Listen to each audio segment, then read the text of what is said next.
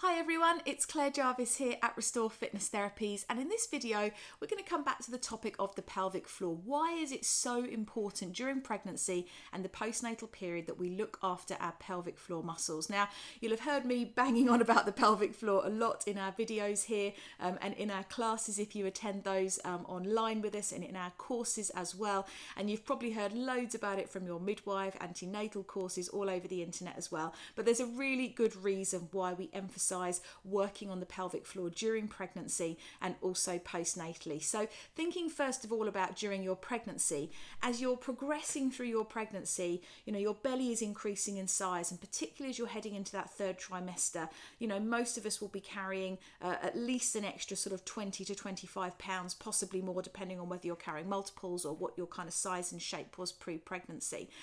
And a lot of that is going to be through your belly. Now, that is an awful lot of pressure bearing down on your pelvic floor muscles, which are sitting at the base of the pelvis. They're supporting your uterus there, your kind of pelvic organs there, and they're also supporting your bladder. So what can happen for a lot of pregnant women is towards the end of their pregnancy, when they're really at their heaviest and the baby's head is really pressing on the bladder as well, is that they can experience a little bit of leakage or incontinence, basically. That can happen for an awful lot of women, but if you have a strong pelvic floor, you are less likely to experience that mild incontinence. And if you do experience it, it won't be this kind of continuous flow. It might just be when you put yourself under pressure, like coughing or sneezing or something like that. But basically, the stronger your pelvic floor muscles are during pregnancy, the better supported your belly is going to be, and the less likely you are to experience any of those kind of embarrassing incontinence problems. So that's the first really good reason why we want to be looking after our pelvic floor during pregnancy. Now, the second one is that statistically it's shown that women who with a strong pelvic floor are less likely to tear during childbirth, or they're more likely to experience a very minor tear, or possibly just even a graze. I don't think I really need to say any more about why that's a good thing and why that's something we all want to be aiming for. So a strong pelvic floor is going to aid the birthing process itself.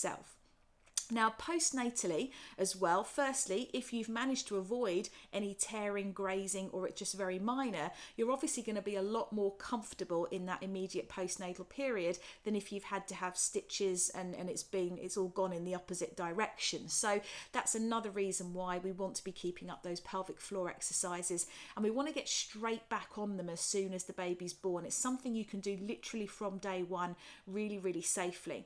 Now, whether or not you've had a vaginal birth or a C-section, those pelvic floor muscles have been under pressure during pregnancy, but if you do have a vaginal birth, they've obviously undergone a lot of stretching there, possibly a tear, so we want to start re-strengthening those muscles as quickly as possible.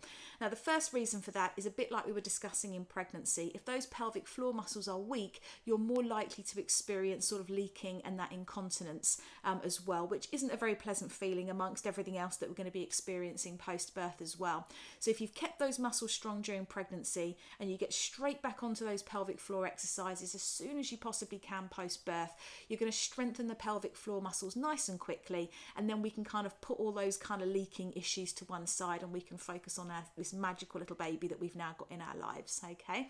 And the second thing is, lots of women are really keen to get back to exercise in some format when it's safe to do so, and we've got other videos about when that time is and how to sort of judge when the time is right for you.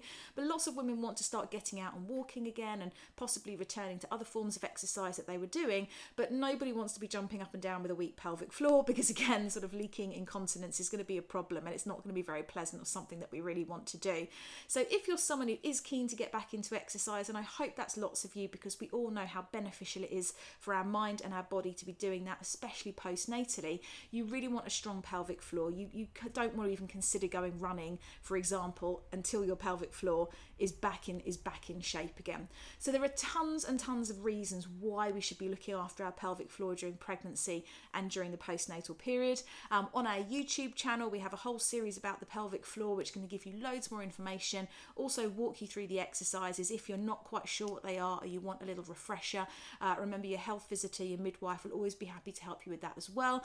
And we run our pregnancy and postnatal courses as as well work with lots and lots of women to help them through that recovery process, to make sure that they're doing the exercises correctly and that it's bringing them along that track on that road to recovery. So if you would like more information from us, you would like our support to help you on that journey, please do reach out. We'll be more than happy to have a chat with you and show you what we can do to help you.